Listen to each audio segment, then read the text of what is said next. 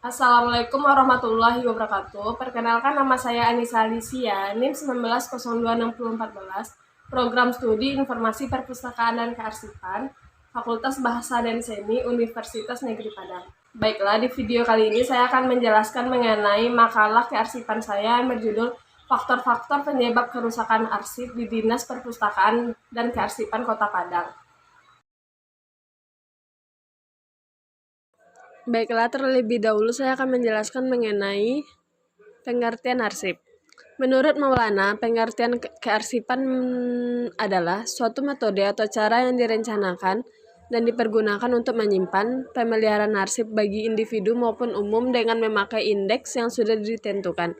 Biasanya untuk keperluan filing ini dipergunakan lemari, laci kabinet dari bahan baja tahan kerat atau dari kayu yang terkunci jauh dari bahaya yang tidak diinginkan.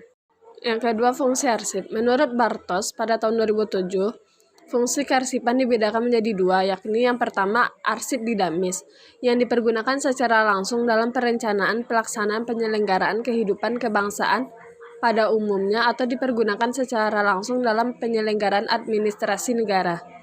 Yang kedua ada arsip statis, yang tidak dipergunakan secara langsung untuk perencanaan penyelenggaraan kehidupan kebangsaan pada umumnya maupun untuk penyelenggaraan sehari-hari administrasi negara. Arsip merupakan sesuatu yang hidup, tumbuh, dan terus berubah seirama dengan tata kehidupan masyarakat maupun dengan tata pemerintah. Yang ketiga ada tujuan arsip. Adapun tujuan kearsipan yaitu satu, dapat menjadikan setiap record tersebut lebih mudah dicari apabila dibutuhkan untuk referensi. Dua, untuk bisa menjaga bahan-bahan arsip itu agar setiap historis dan perusahaan maupun individu dapat dipertemukan di suatu tempat tertentu, baik dalam kelompok, subjek, daerah maupun bersamaan. Tiga, untuk dapat memudah pencarian arsip jika sewaktu-waktu diperlukan.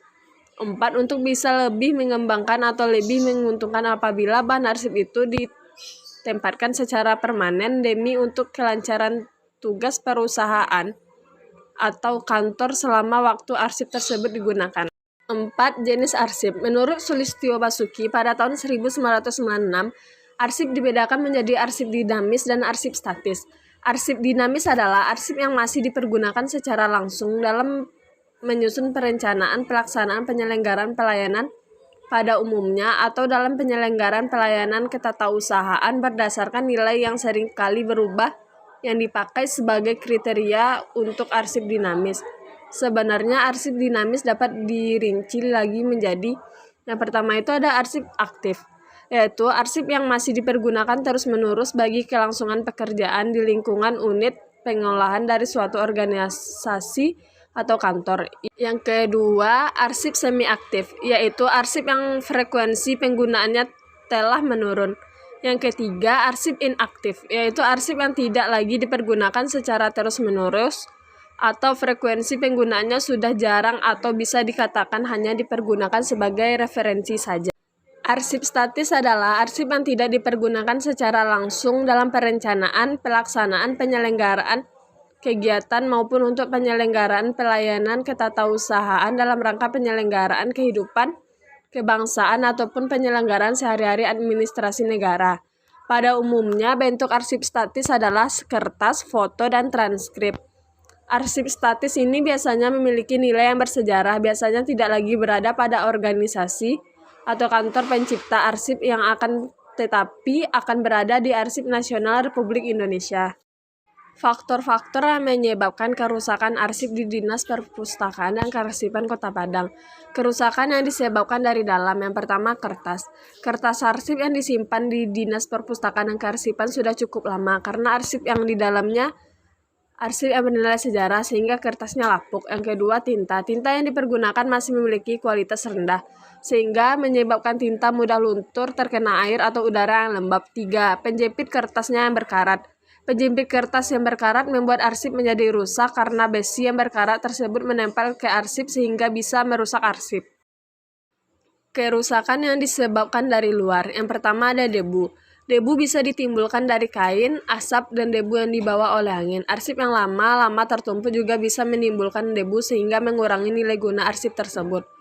Yang kedua, jamur dan sejenisnya. Arsip yang disimpan di tempat lembab membuat arsip menjadi berjamur sehingga bisa mengurangi nilai arsip. Upaya yang dilakukan dalam pemeliharaan arsip.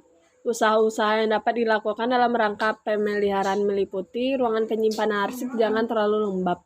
Ruangan diatur berkisar antara 65 sampai 75 Fahrenheit dan kelembaban udara 50 sampai 65%. Apabila kelembaban udara melebihi 65%, arsip-arsip akan mudah rusak atau rapuh dalam waktu relatif singkat. Untuk mengatur kelembaban udara dan temperatur udara dapat dipasang AC yang dihidupkan selama 24 jam terus-menerus. Selain untuk mengatur kelembaban dan temperatur udara, AC juga untuk mengurangi banyaknya debu. Ruangan harus terang dan sebaliknya menggunakan penerangan alam.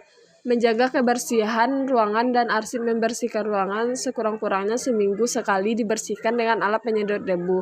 Dilarang merokok dan makan di dalam ruangan penyimpanan arsip. Kendala yang dihadapi dalam pemeliharaan arsip. Yang satu, kurangnya alat yang memadai untuk melakukan kegiatan perawatan arsip di Dinas Perpustakaan dan Kearsipan Kota Padang, mengakibatkan arsip tidak mendapatkan perawatan yang mendalam. Jika arsip mengalami kerusakan berat, maka tidak ada yang bisa dilakukan lebih lanjut untuk merawat karena alat tidak memadai. Yang kedua, kurangnya tenaga kerja atau SDM untuk mengakibatkan kurangnya arsiparis yang menyebabkan kesulitan dalam melakukan perawatan. Yang terakhir, masih banyaknya arsip yang tertumpuk yang tidak langsung dicatat atau diinput sehingga menyebabkan kerusakan pada arsip. Baiklah, sekian presentasi yang dapat saya sampaikan. Apabila ada kesalahan kata, mohon dimaafkan. Saya akhiri dengan wabillahi taufik wal hidayah. Assalamualaikum warahmatullahi wabarakatuh.